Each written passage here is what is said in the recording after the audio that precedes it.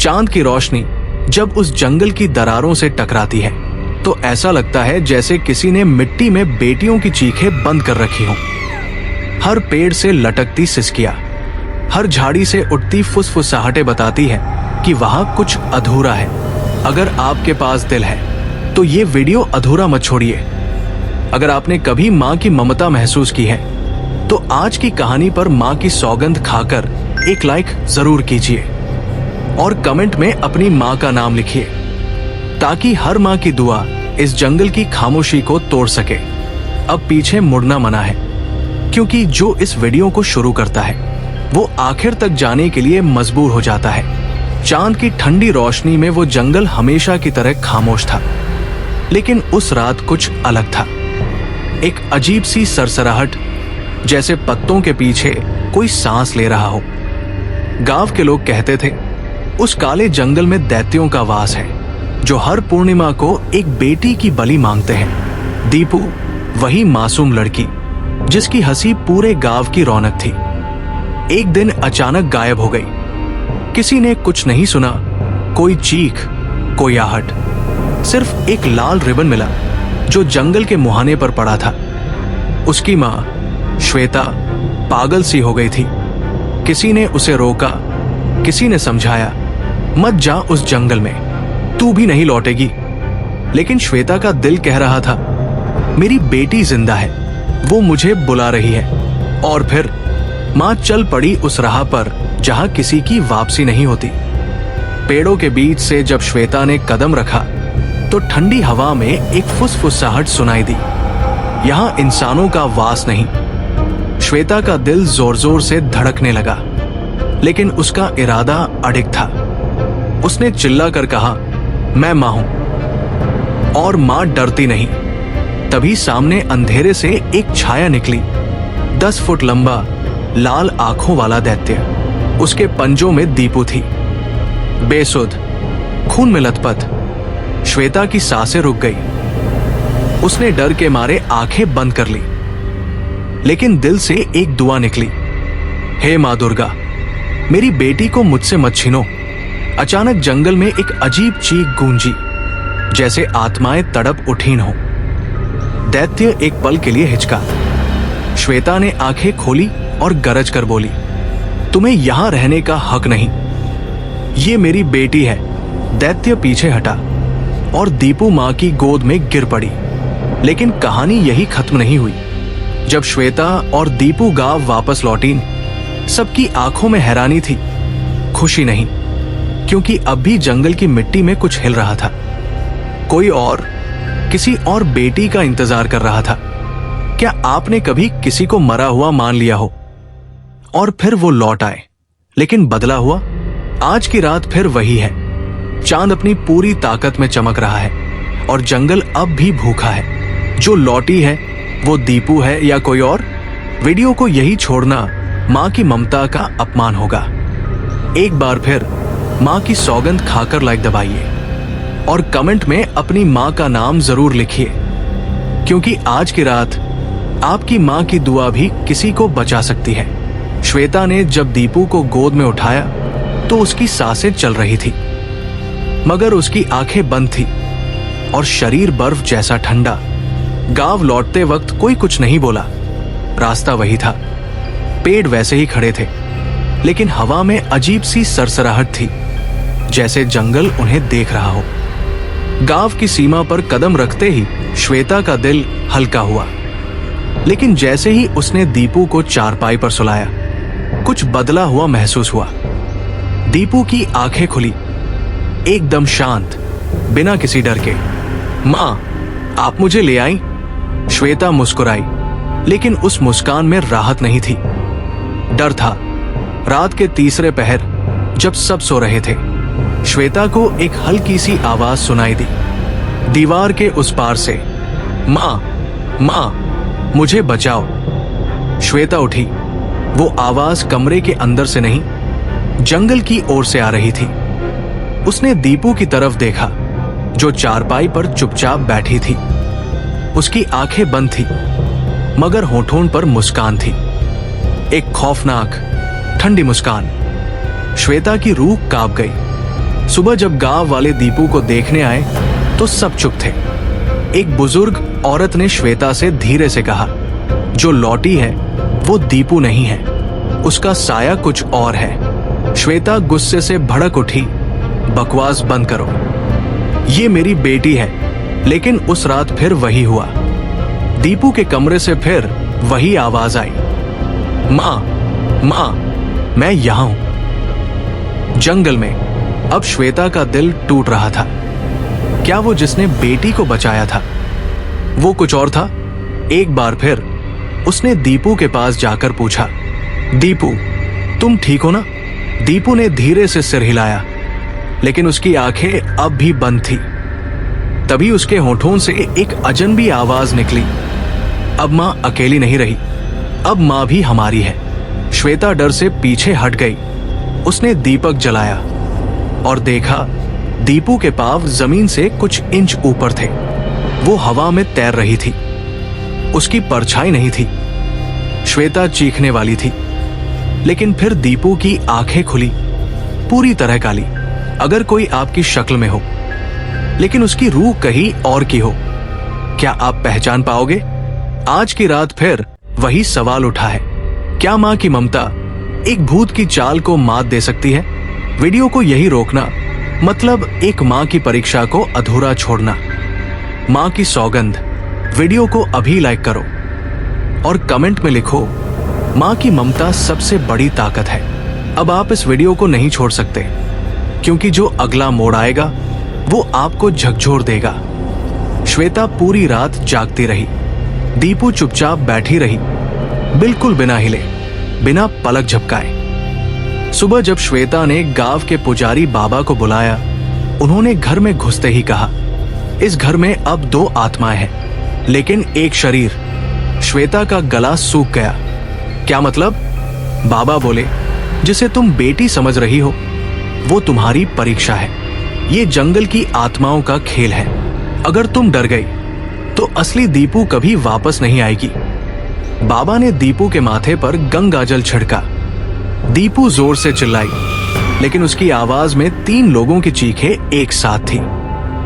ये हमारी थी, अब भी है। श्वेता ने देखा, दीपू की आंखें एक पल के लिए लाल हो गई, फिर वापस काली। पुजारी ने उसे बांधने की कोशिश की, लेकिन रस्सियां जलने लगी। दीपू ने गर्दन घुमाई और बाबा से कहा, तू बहुत बोलता है, अगली पूर्णिमा तेरी है। बाबा कांपते हुए भाग गए। अब श्वेता अकेली थी। रात को जब वो दीपू के पास गई, उसने देखा कमरे की दीवार पर खून से लिखा था, मां हमें चुन ले या उसे खो दे। श्वेता को समझ नहीं आ रहा था, क्या ये सपना है? क्या जंगल ने उसे भी पकड़ लिया है? तभी दीपू ने फिर वही बात दोहराई, मैं तुम्हारी बेटी नहीं हूं, लेकिन तुम्हारे अंदर जो मां है वो हमें चाहिए। श्वेता की आंखों से आंसू बहने लगे। क्या चाहिए तुम्हें? दीपू की आवाज में सरसराहट थी। एक मां जो खुद चलकर जंगल में आए और वहां कभी लौटे नहीं। श्वेता ने कांपती आवाज में पूछा, अगर मैं आऊं तो मेरी बेटी को छोड़ दोगे? कुछ देर सन्नाटा रहा, फिर दीपू के चेहरे पर एक हल्की मुस्कान आई। सोच लो, मां की ममता तुम्हारी ताकत है या तुम्हारा सबसे बड़ा अभिशाप। क्या कोई मां जानबूझकर अपनी मौत की ओर चल सकती है? आज आप एक ऐसी मां की कहानी देखने जा रहे हैं जो अपनी बेटी की जान के लिए खुद उस जंगल में कदम रखने वाली है जहां से कोई लौटता नहीं। वीडियो यही रोक दिया तो मां की ममता की बेइज्जती कर दी। लाइक करो अभी और कमेंट में लिखो, मां के कदम कभी पीछे नहीं हटते। अब जो होने वाला है वो आपके रोंगटे खड़े कर देगा। श्वेता ने तय कर लिया, अगर जंगल एक मां मांग रहा है तो वो जाएगी, लेकिन एक शर्त पर, दीपू जिंदा और सही सलामत वापस आएगी। सुबह होते ही वो फिर पुजारी बाबा के पास गई। आपके पास कुछ ऐसा तो होगा जिससे पता चले कि मेरी बेटी की आत्मा अब भी जिंदा है। बाबा ने एक पुरानी धूल से सनी किताब निकाली। उसमें लिखा था, अगर आत्मा और शरीर अलग हो जाए तो एक मां की सांस ही उसे वापस जोड़ सकती है, पर अगर मां ने डर दिखाया तो दोनों हमेशा के लिए बिछड़ जाएंगे। श्वेता समझ गई जंगल में जाना होगा, लेकिन डर कर नहीं, पूरी ममता के साथ। शाम होते ही वो तैयार हुई, माथे पर सिंदूर, हाथ में दिया और दिल में सिर्फ एक प्रार्थना, हे देवी मां, मेरी बेटी मुझे लौटा दो, मेरी जान ले लो, लेकिन मेरी दीपू को मत छीनो। गांव वाले फिर पीछे हटने लगे। श्वेता मत जा, उस जंगल में दैत्यों से ज्यादा खतरनाक वो आत्माएं हैं जो प्यार को हथियार बना लेती है। लेकिन श्वेता ने एक बार पलटकर जवाब दिया, मां की ममता अगर मौत से डरे तो वो ममता ही कैसी। रात का 8वां पहर शुरू हुआ। जंगल की ओर से फिर वही फुसफुसाहट आई। अब की बार मां खुद चलकर आई है। श्वेता ने जंगल में कदम रखा। जैसे ही पहला कदम पड़ा, पूरा जंगल थरथराने लगा। पेड़ अपने आप झुकने लगे, जैसे रास्ता दे रहे हों। श्वेता के कानों में अब सिर्फ एक ही आवाज थी, मां, मां, मैं यहां हूं। वो उसी जगह पहुंची जहां पहले दीपू को देखा था। जमीन पर फिर वही लाल रिबन पड़ा था, लेकिन इस बार खून ताजा था। अचानक उसके सामने 3 परछाइयां उभरी। उनका चेहरा नहीं था, बस धुंध, आग और चिल्लाहट। तू आई क्यों? मैं अपनी बेटी लेने आई हूं। ले लो मेरी सांसें, मेरी उम्र, मेरी आत्मा, लेकिन दीपू को वापस कर दो। तीनों परछाइयां हंसी। तू मां है, इसलिए जान देने आई है। पर क्या जान देना ही प्यार है? श्वेता ने आंखें बंद की और कहा, मैं जान भी दूंगी और विश्वास भी, लेकिन एक मां की दुआ से बड़ा कोई शाप नहीं होता। अगर तुमने मेरी बेटी को छुआ भी तो तुम्हारा ये जंगल कभी चैन से नहीं सो पाएगा। अचानक जंगल कांपने लगा। चारों तरफ से बेटियों की चीखें गूंजने लगी।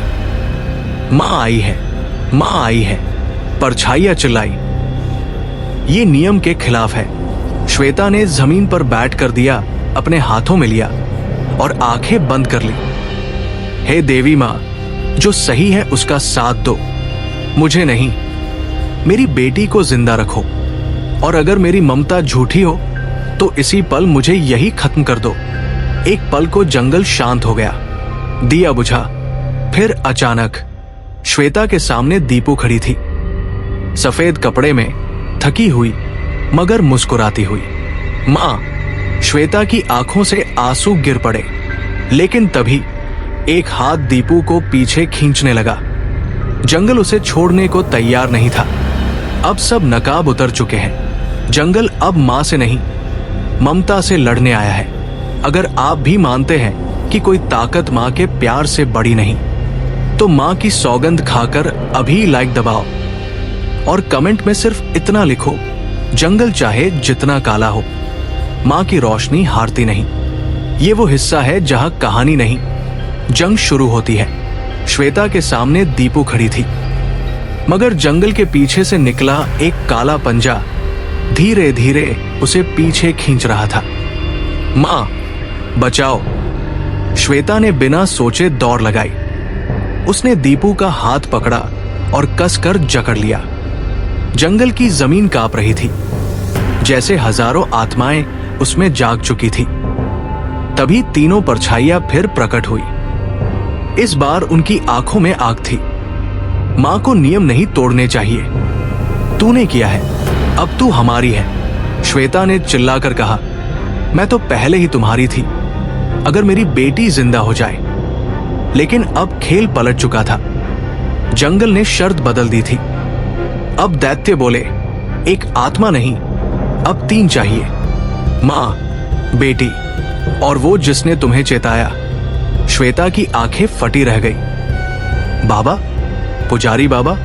जंगल हंस पड़ा। जो रहस्य जान जाए उसे मिटाना पड़ता है। श्वेता अब गुस्से में थी। उसने जमीन से एक लकड़ी उठाई और आग के दिए से जला दी। तुम सबको मेरी बेटी से दूर रहना होगा, चाहे इस जंगल को जला देना पड़े। जैसे ही उसने आग हवा में घुमाई, जंगल की दीवारें थरथरा गई। पेड़ टेढ़े हो गए, परछाइयां पीछे हटने लगी। लेकिन तभी दीपू की आवाज बदली। माँ, मत कर, मुझे जलन हो रही है। श्वेता ठिठक गई। उसने देखा दीपू के गाल पर छाले बन रहे थे। क्या ये सच में दीपू है या जंगल ने उसकी शक्ल ओढ़ ली है? अब सबसे बड़ा सवाल उसके सामने था। जिसे वो बेटी समझ रही है, कहीं वो भी तो जाल नहीं? श्वेता ने दीपू की आंखों में देखा।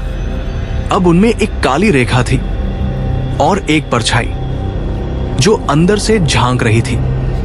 तभी एक आवाज हवा में गूंजी, तू जो देख रही है वो सच्चाई नहीं, जो महसूस कर रही है वही तेरी अग्नि परीक्षा है। श्वेता समझ चुकी थी ये जंगल उसकी भावनाओं से खेल रहा है। अब उसने आखिरी चाल चली। वो बैठ गई, आंखें बंद की और दीपू की शक्ल वाले उस साए की ओर देखा। धीरे से बोली, अगर तू मेरी दीपू है तो मेरी आवाज पहचान, और अगर तू नहीं है तो डर उस मां से जो अपनी बेटी को छीनने आई है। चारों तरफ हवा का जोर बढ़ गया। पेड़ झुकने लगे, जमीन फटने लगी और तभी एक सफेद रोशनी दीपू के शरीर से बाहर निकली और जमीन पर आ गिरी। वो असली दीपू थी और जो अब भी खड़ी थी वो केवल जंगल की परछाई थी। श्वेता दौड़ी और उस रोशनी को अपनी बाहों में ले लिया। मां, दीपू की असली आवाज अब लौटी थी, लेकिन खेल खत्म नहीं हुआ था। परछाई चीखने लगी, तेरे पास एक आत्मा है। अब बाकी दो कहां हैं? जिस जंगल ने सैकड़ों बेटियों की रूह निगल ली, आज उसके सामने एक मां खड़ी है जिसने मौत से अपनी बच्ची को छीन लिया। लेकिन खेल अभी खत्म नहीं हुआ। अगर आप भी मानते हैं कि मां कभी हारती नहीं तो अभी लाइक करो और कमेंट में लिखो, मां सिर्फ जन्म नहीं देती, जरूरत पड़ी तो काल से भी टकरा जाती है। अब पीछे मत हटना, क्योंकि जो अब सामने आने वाला है वो पूरी कहानी को उलट देगा। दीपू की असली आत्मा अब श्वेता की बाहों में थी, कमजोर, कांपती हुई, लेकिन जिंदा। जंगल में अचानक सब कुछ शांत हो गया। एक घातक सन्नाटा जो किसी तूफान से पहले आता है। श्वेता ने दीपू को गोद में उठाया और वापसी की कोशिश की, लेकिन जैसे ही उसने पहला कदम पीछे रखा, जमीन हिल गई। तीनों परछाइयां दोबारा सामने आ गई, लेकिन इस बार उनके पीछे एक विशाल आकृति थी। जंगल का मूल देवता रक्तासुर, 10 हाथ, 100 आंखें और शरीर मिट्टी, खून और राख से बना हुआ। उसके हर कदम से जमीन फटती थी। जिसने नियम तोड़े वो अब जंगल से बाहर नहीं जाएगा। श्वेता थरथराई नहीं, डटी रही। मैं अपनी बेटी को लेकर जाऊंगी। तुम जो कर सकते हो कर लो। रक्तासुर गर्जा, तेरी बेटी वही है, लेकिन उसकी आत्मा अब जंगल को छू चुकी है। अगर तू उसे साथ ले गई तो जंगल की भूख और बढ़ेगी। हर पूर्णिमा को 2 नहीं 4 बेटियां चाहिए होंगी। श्वेता के पैरों के नीचे जमीन कांपी। क्या मतलब? तभी पीछे से एक आवाज आई, सिर्फ बेटी को बचाना हल नहीं है, तुझे पूरे अभिशाप को खत्म करना होगा। ये आवाज पुजारी बाबा की थी। वो वापस लौट आए थे, माटी से लथपथ, घायल, लेकिन जिंदा। उन्होंने हाथ में एक माला और एक रक्षा सूत्र उठाया। इस जंगल का श्राप खत्म नहीं होगा जब तक कोई मां खुद को बलि ना दे, लेकिन डर से नहीं, प्रेम से। श्वेता समझ गई, अब उसे जान देने की नहीं, प्रेम की पूर्ण आहुति देने की जरूरत है। लेकिन इसका मतलब था वो दीपू के साथ लौट नहीं सकेगी। दीपू ने कमजोर आवाज में कहा, मां प्लीज मत। श्वेता मुस्कुराई, बेटा, मां का प्यार तुझे जीने देगा और मेरी दुआ तुझे हमेशा बचाएगी। पुजारी ने मंत्र पढ़ने शुरू किए। श्वेता ने दीपू को बाबा के हवाले किया और खुद रक्तासुर के सामने खड़ी हो गई। मैं वो मां हूं जिसकी बेटी को तुमने छूने की कोशिश की। अब मैं तुम्हें वो दूंगी जो तुम्हारे पास कभी नहीं रही, प्रेम। श्वेता ने आंखें बंद की और अपने आंचल को जमीन पर बिछा दिया। उस आंचल पर जैसे सैकड़ों माओं की दुआएं उभर आई। हर एक बेटी की खोई रूह उस रोशनी में दिखने लगी। जंगल रोने लगा, पेड़ झुक गए, रक्तासुर चीखने लगा। ये क्या है? ये हमें जला रहा है। श्वेता की आत्मा चमक उठी और जंगल की आत्माओं को मुक्ति मिलने लगी। वो जंगल जो सैकड़ों सालों से बेटियों का खून पीता आया था, अब एक मां की ममता से राख बन रहा था। अचानक जमीन फटी और श्वेता उसी में समा गई, हंसते हुए, आंखों में आंसू लेकर और होठों पर एक ही शब्द, दीपू। एक मां ने अपनी जान दी, जंगल को जला दिया। लेकिन जिस जंगल की जड़ें आत्माओं से बनी हो, क्या उसे जलाकर मिटाया जा सकता है? अगर आप भी सोचते हैं कि मौत सब कुछ खत्म नहीं करती, तो मां की ममता को श्रद्धांजलि देने के लिए अभी लाइक करो और कमेंट में लिखो, श्वेता मां अमर है, क्योंकि अब जो होने जा रहा है वो सब कुछ बदल देगा। 3 दिन बीत चुके थे। गांव में पहली बार जंगल की तरफ से कोई आहट नहीं आई, न कोई चीख, न हवा की सरसराहट, बस राख और राख। पुजारी बाबा ने गांव को बुलाकर कहा, अब श्राप टूट गया है, जंगल नहीं रहा। दीपू, जो अब स्वस्थ थी, मां के बिना खोई खोई सी रहने लगी थी। रात को वो मां की चुनरी से लिपट कर सोती और सपनों में वही आवाजें सुनती, बेटा डरना मत, मैं यही हूं। लेकिन एक रात जब गांव में पूर्णिमा का चांद फिर से चमका, दीपू की खिड़की अपने आप खुल गई। हवा नहीं थी, लेकिन पर्दा अपने आप उड़ने लगा। दीपू बिस्तर से उठी और उसके हाथ अपने आप चलने लगे। उसने मां की राख की राखी उठाई और उसके आंखों में आंसू नहीं थे, सिर्फ सूनापन था। अचानक उसने आईने में खुद को देखा और उसके पीछे एक परछाई खड़ी थी। मां नहीं, वो श्वेता नहीं थी, वो जंगल की परछाई थी जो राख के पीछे छुपी थी। हां, जंगल जलाया गया था, लेकिन हर आग राख छोड़ती है और राख कभी पूरी तरह खत्म नहीं होती। गांव के लोग धीरे धीरे भूलने लगे थे, लेकिन दीपू की आंखों में अब पहले जैसी मासूमियत नहीं थी। एक दिन पुजारी बाबा ने देखा, दीपू मंदिर के पीछे बैठकर कुछ अजीब से चिन्ह मिट्टी में बना रही थी। 3 घुमावदार रेखाएं, 3 बिंदु और एक रक्त का टीका। बाबा ने चौंक कर पूछा, ये किसने सिखाया? दीपू ने सिर उठाया, मुस्कुराई। मां ने। बाबा पीछे हट गए, उनकी सांसें थम गई। रात को उन्होंने शास्त्र खोलकर देखा, जब जंगल की शक्ति को जला दिया जाए, वो फिर उस पर हावी होगी जो सबसे प्यारा हो। मतलब अब जंगल श्वेता के शरीर में नहीं, उसकी बेटी में प्रवेश कर चुका है। जब श्वेता ने बलिदान दिया, जंगल को राख किया, उसी पल एक चिंगारी दीपू की आत्मा को छू गई थी और वही चिंगारी अब धीरे धीरे पूरे अस्तित्व पर कब्जा कर रही है। दीपू को अब सपनों में मां की नहीं, परछाइयों की आवाजें आती है। तू हमारी वारिस है, तेरे अंदर अब सिर्फ मां की ममता नहीं, जंगल का शाप भी है। अब सवाल ये नहीं है कि जंगल फिर आएगा या नहीं, अब सवाल ये है, क्या दीपू अब जंगल है? जब एक बेटी अपनी मां को आखिरी बार पुकारे और जवाब मिले किसी परछाई से, तो समझ लो कहानी खत्म नहीं हुई, एक नई आत्मा जाग गई है। अगर तुम्हें भी लग रहा है कि अब दीपू नहीं बच सकती, तो मां की याद में एक लाइक जरूर करो और कमेंट में लिखो, जो मां जल गई वो राख बनकर अब सबके भीतर है। अब डरने की नहीं, देखने की बारी है। दीपू अब बदल रही थी, लेकिन धीरे धीरे। उसकी आवाज वही थी, उसकी आंखें वही थी, मगर उसके आसपास की हवा अब भारी लगने लगी थी।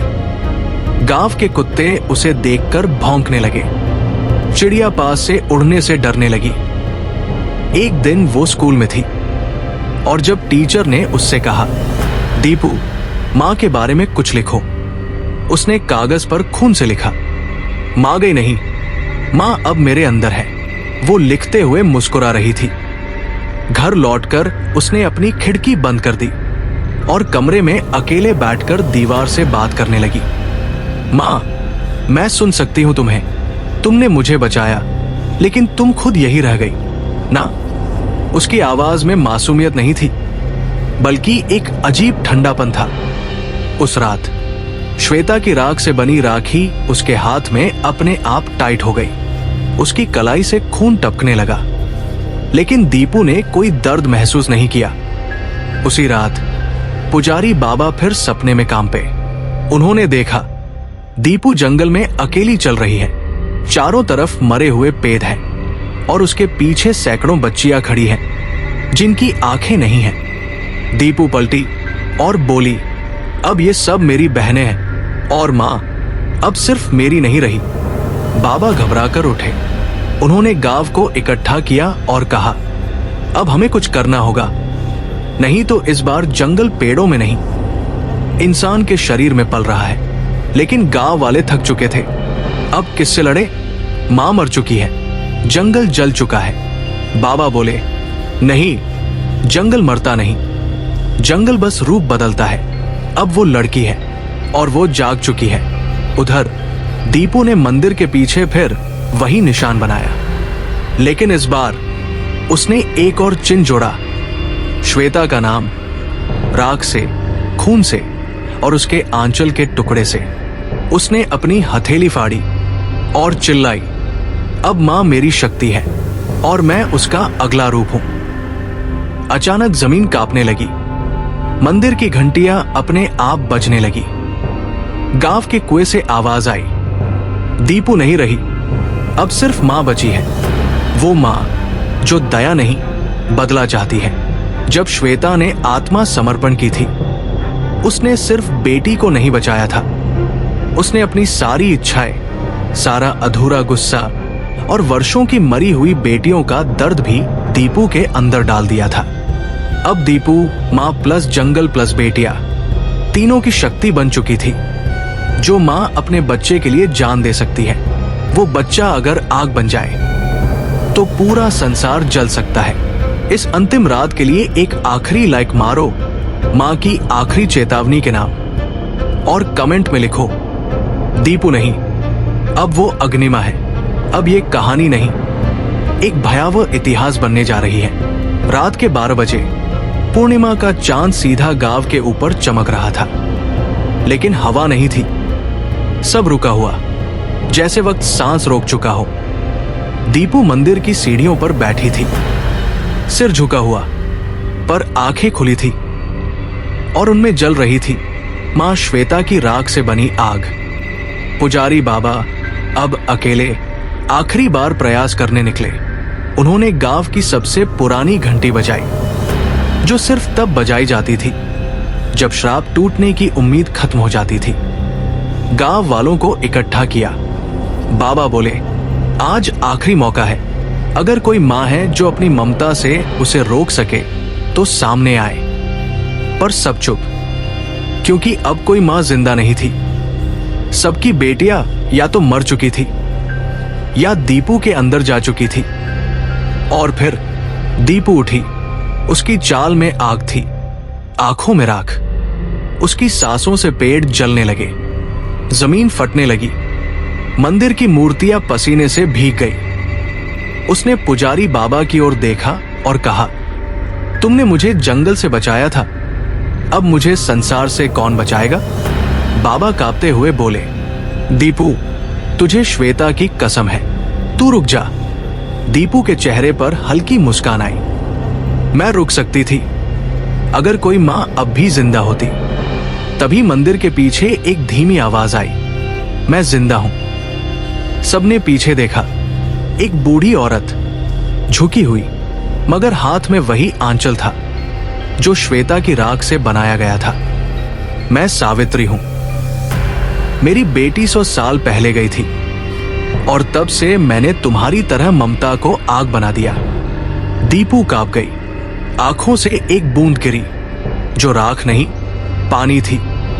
सावित्री ने पास आकर कहा, मां सिर्फ जान नहीं देती, वो समय पर रोक भी लेती है।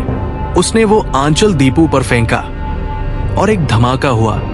पूरा आकाश लाल हो गया। दीपू की चीख आसमान तक गई। पेड़ झुक गए मंदिर टूटने लगा और जमीन में से सैकड़ों रूहें निकलने लगी। हर एक बेटी की आत्मा जो अब आजाद हो रही थी। दीपू गिर पड़ी। उसकी सांसें तेज थी, शरीर कांप रहा था। उसके होंठ हिले। मां, क्या तुम अभी मुझे प्यार करती हो? सावित्री ने हाथ थाम लिया। हर मां करती है, इसीलिए अब तुझे आजाद करती हूं। दीपू की आंखें बंद हो गई और फिर एक हल्की मुस्कान, और वो राख बनकर उड़ गई। सुबह का सूरज निकला। गांव अब शांत था। जंगल अब मिट्टी बन चुका था, लेकिन मंदिर के बाहर उस राख के ढेर में से एक छोटा सा लाल रिबन मिला, जिस पर लिखा था, मां, अगर आपने कभी मां की ममता महसूस की है, अगर किसी बेटी की चीख आपके दिल तक पहुंची है, तो इस कहानी को लाइक करो, शेयर करो और कमेंट में सिर्फ एक शब्द लिखो, अग्निमा अमर है।